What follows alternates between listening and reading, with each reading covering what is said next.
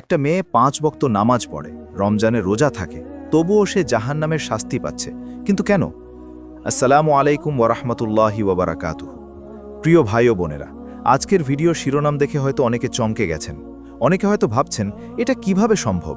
একজন মহিলা নামাজ পড়েন, তবুও তিনি জাহান্নামে যাবেন? কিন্তু বিশ্বাস করুন, এটি আমার কথা নয়। এটি আল্লাহর কিতাব কুরআনুল কারীম এবং আমাদের প্রিয় নবী মুহাম্মদ সাল্লাল্লাহু আলাইহি ওয়াসাল্লামের হাদিসের কথা।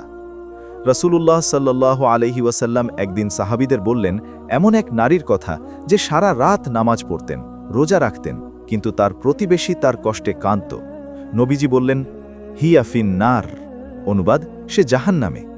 সহিহুল আদাবুল মুফরাদ, হাদিস নং 119, শায়েখ আলবানী সহিহ বলেছেন। সুবহান আল্লাহ! শুধু নামাজ পড়লেই মুক্তি নেই, জীবনের প্রতিটি দিক ঠিক রাখতে হবে। আজকের এই ভিডিওতে আমরা কোরআন ও সহিহ হাদিসের আলোকে জানব একজন নামাজি মহিলাও কোন কোন কারণে জাহান্নামে যেতে পারেন। এই ভিডিও দেখে যদি আমরা নিজেদের সংশোধন করতে পারি, তাহলেই এই কন্টেন্টের উদ্দেশ্য সফল। তাই এখনই সাবস্ক্রাইব করুন ও চ্যানেলটি সাবস্ক্রাইব করুন, বেল আইকন চাপুন যাতে নতুন কিছু শিখতে পারেন। প্রিয় বোনেরা, ইসলামের নামাজ হলো দ্বীনের খুঁটি। রাসূলুল্লাহ সাল্লাল্লাহু আলাইহি ওয়াসাল্লাম বলেছেন, আস-সালাতু ইমাদুদ্দীন, ফামান আকামাহা ফাকাদ আকামাদ্দীন, ওয়ামান হাদামাহা ফাকাদ হাদামাদ্দীন।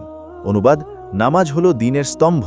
যে নামাজ কায়েম করল সে দ্বীন কায়েম করল, আর যে নামাজ ভেঙে ফেলল সে দ্বীন ভেঙে ফেলল। বাইহাকি, শুআবুল ঈমান, সহিহ আল জামে। তাহলে প্রশ্ন হলো, যে নামাজ পড়েন তার কি জাহান্নামের ভয় নেই? উত্তর হলো আছে, কারণ ইসলাম একটি সম্পূর্ণ জীবন ব্যবস্থা।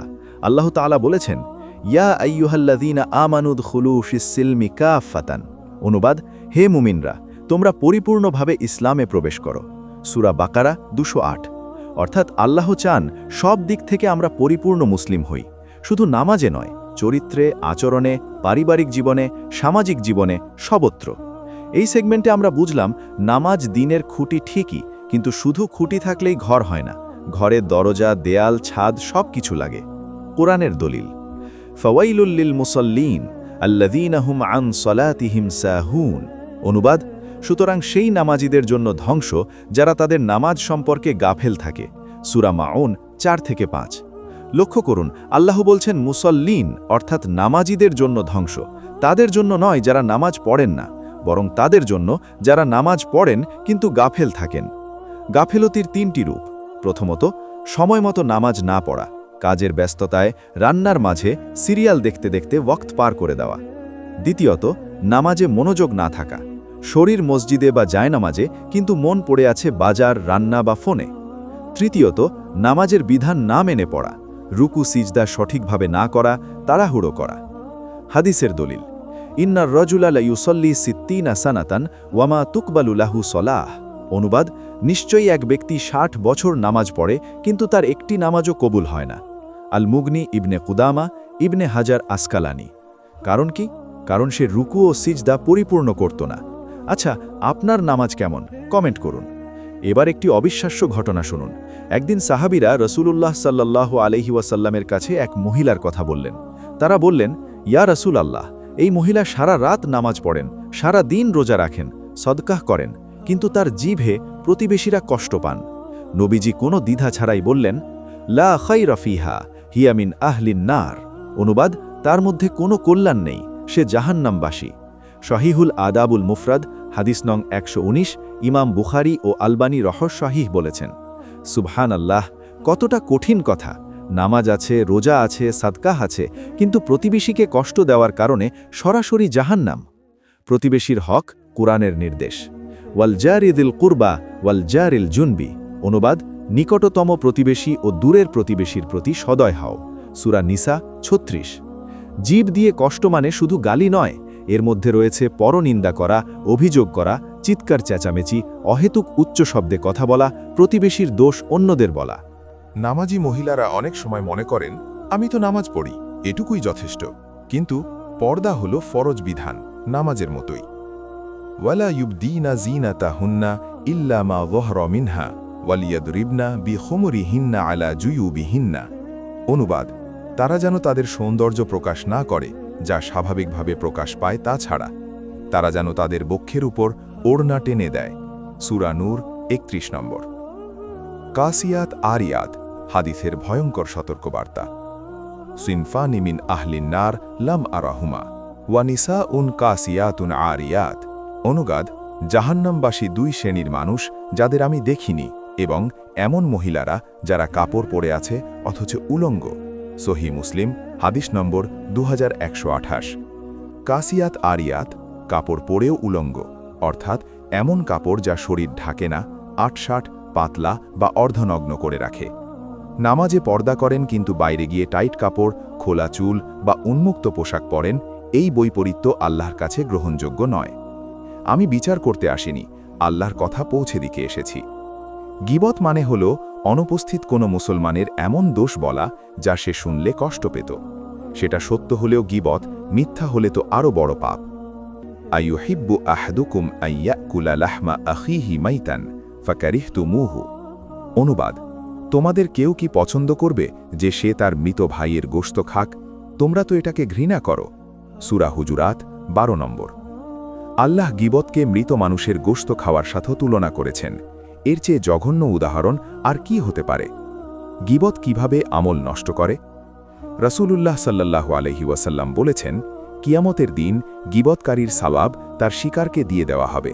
যদি সওয়াব শেষ হয়ে যায় তাহলে শিকারের গুনাহ গীবতকারীর উপর চাপিয়ে দেওয়া হবে। অর্থাৎ সারা জীবন নামাজ পড়লেন কিন্তু গীবত করে সেই সওয়াব অন্যকে দিয়ে দিলেন, হাতে রইল শুধু গুনাহ। সহি মুসলিম, হাদিস নম্বর 2581। পাড়ার চায়ের আড্ডার গীবত, মোবাইলে অন্যকে নিয়ে কথা বলা ইত্যাদি। ইসলামে স্বামী স্ত্রীর সম্পর্ক পারস্পরিক সম্মান ও দায়িত্বের উপর প্রতিষ্ঠিত, তবে কিছু হাদিসে স্ত্রীর আচরণ সম্পর্কে গুরুত্বপূর্ণ সতর্কবার্তা এসেছে। ইদা দাআর রাজুলু ইমরাআতাহু ইলা ফিরাশিহি ফাআবাত ফাবাতা গদবান আলাইহা লা'নাতহাল মালাইকাতু হাত্তা তুসবিহা। অনুবাদ, যখন স্বামী স্ত্রীকে ডাকেন এবং স্ত্রী অযথা অস্বীকার করেন, ফলে স্বামী রাগান্বিত অবস্থায় রাত কাটান, তখন ফেরেশতারা সকাল পর্যন্ত সেই স্ত্রীর উপর অভিশাপ দিতে থাকেন। সহি বুখারী, হাদিস নম্বর 3237, সহি মুসলিম। লক্ষ্য করুন, এখানে অযথা বলা হয়েছে। অসুস্থতা, ক্লান্তি বা বৈধ কারণ থাকলে ভিন্ন কথা। কিছু আচরণ যা স্বামীকে কষ্ট দেয়, সারাদিন অভিযোগ করা, কথায় কথায় তর্ক করা, শ্বশুরবাড়ির বিরুদ্ধে কথা বলা, অযথা খরচের চাপ দেওয়া, কথা না শোনা, এগুলো পারিবারিক বন্ধন নষ্ট করে। আবার এটাও বলতে হবে, স্বামীরও দায়িত্ব আছে স্ত্রীকে সম্মান করা। ইসলাম শুধু এক পক্ষকে দায়ী করে না। তবে আজকের ভিডিও মহিলাদের আত্মসংশোধনের জন্য। রিয়া হলো সেই রোগ যা আমলকে ভেতর থেকে নষ্ট করে দেয়। বাইরে সুন্দর আমল, ভেতরে খালি। ইন্না আখওয়াফা মা আখাফু আলাইকুম আশ-শিরকুল আসগরু। ক্বালু ওয়া মা আশ-শিরকুল আসগরু ইয়া রাসূলুল্লাহ? ক্বালা আর-রিয়াউ। অনুবাদ, আমি তোমাদের জন্য যা সবচেয়ে বেশি ভয় পাই তা হলো ছোট শিরক। সাহাবীরা বললেন, হে আল্লাহ রাসূল, ছোট শিরক কি? তিনি বললেন, রিয়া। মুসনাদে আহমদ 23630 নম্বর। শাইখ আলবানী রহিমাহুল্লাহ। নামাজ পড়েন কিন্তু মানুষ দেখলে আরও সুন্দর করে পড়েন, একা থাকলে তাড়াতাড়ি শেষ করেন। ইসলামিক পোশাক পরেন কারণ সমাজে ভালো দেখাবে, আল্লাহর জন্য নয়। সোশ্যাল মিডিয়ায় রিয়া। আজকের যুগে ফেসবুক, ইনস্টাগ্রামে ইবাদতের ছবি দেওয়া। আলহামদুলিল্লাহ, আজ তাহাজ্জুদ পড়লাম। এটা কি আল্লাহর জন্য নাকি লাইকের জন্য? নিয়ত পরিশুদ্ধ রাখুন। কুল ইন্নামা আনা বাশারুম মিথলুকুম ইউহা ইলাইয়া আন্নামা ইলাহুকুম ইলাহুম ওয়াহিদ ফামান কানা ইয়ারজু লিকা রাব্বিহি ফালইয়ামাল আমালান সালিহান ওয়ালা ইউশরিক বিইবাদাতি রাব্বিহি আহাদা। অনুবাদ, বলুন, আমি তোমাদের মতোই একজন মানুষ। আমার প্রতি ওহী আসে যে তোমাদের ইলাহ একমাত্র ইলাহ। যে তার রবের সাক্ষাৎ কামনা করে সে যেন সৎ আমল করে এবং তার রবের ইবাদতে কাউকে অংশীদার না করে। সূরা কাহাফ 110 নম্বর। ইসলামে দুই ধরনের হক আছে। এক, হাক্কুল্লাহ, আল্লাহর হক। দুই, হাক্কুল ইবাদ, বান্দার হক।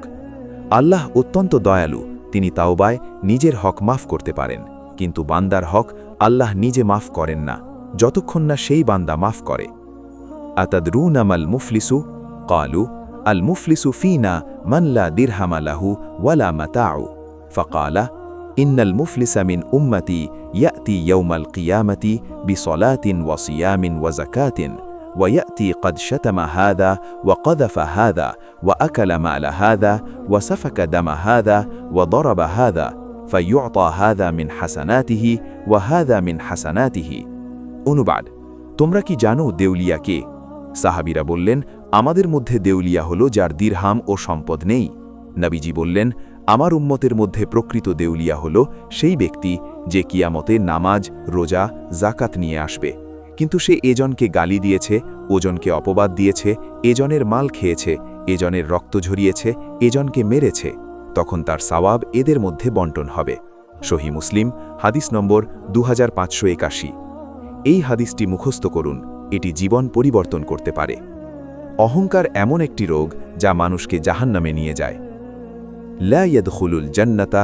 মান কানা ফি কলবিহি মিসকালু যাররাতিন মিন কিবরিন অনুবাদ যার অন্তরে অনুপরিমাণ অহংকার আছে সে জান্নাতে প্রবেশ করতে পারবে না সহিহ মুসলিম হাদিস নম্বর 91 নামাজি হওয়ার কারণে যদি মনে হয় আমি অনেক ভালো মানুষ ওরা কিছু না এটাই কিবর বা অহংকার এই অহংকার নামাজের সওয়াব নষ্ট করে দেয় আর ক্রোধ রাসূলুল্লাহ সাল্লাল্লাহু আলাইহি ওয়াসাল্লাম বলেছেন রাগান্বিত হইও না সহিহ বুখারী কিন্তু আমরা সামান্য কারণেই বাড়িতে চিৎকার করি সন্তানদের মারি কথায় আঘাত দিই ইয়াকুম ওয়াল কাযিবা ফাইন্নাল কাযিবা ইয়াহদি ইলাল ফুজুরি ওয়া ইন্নাল ফুজুরা ইয়াহদি ইলান নারি অনুবাদ মিথ্যা থেকে দূরে থাকো কারণ মিথ্যা পাপের দিকে নিয়ে যায় আর পাপ জাহান্নামের দিকে নিয়ে যায় সহিহ বুখারী হাদিস নম্বর 6094 সহিহ মুসলিম নামাজি মহিলা যদি দৈনন্দিন জীবনে অনায়াসে মিথ্যা বলেন স্বামীর কাছে সন্তানদের কাছে প্রতিবেশীর কাছে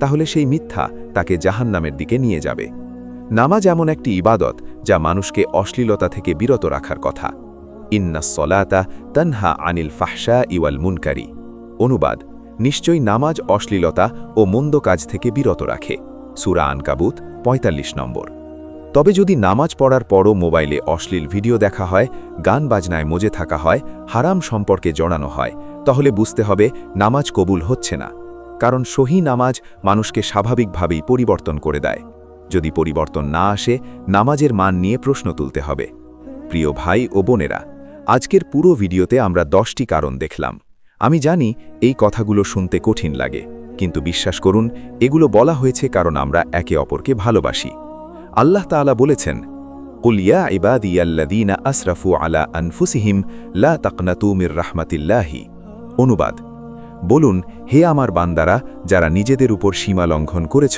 আল্লাহর রহমত থেকে নিরাশ হয়ো না সূরা জুমার 53 নম্বর আজকেই ডিসিশন নিন নামাজকে সুন্দর করুন প্রতিবেশীর সাথে ভালো ব্যবহার করুন পর্দা ঠিক করুন গীবত ছাড়ুন নিয়ত পরিশুদ্ধ করুন আল্লাহ আমাদের সবাইকে পরিপূর্ণ মুসলিম হওয়ার তৌফিক দিন আমিন জাযাকুমুল্লাহু খাইরান আসসালামু আলাইকুম ওয়া রাহমাতুল্লাহি ওয়া বারাকাতুহু এমন আরও ইসলামিক কিছু শিখতে লাইক কমেন্ট শেয়ার ও সাবস্ক্রাইবের অনুরোধ রইল ধন্যবাদ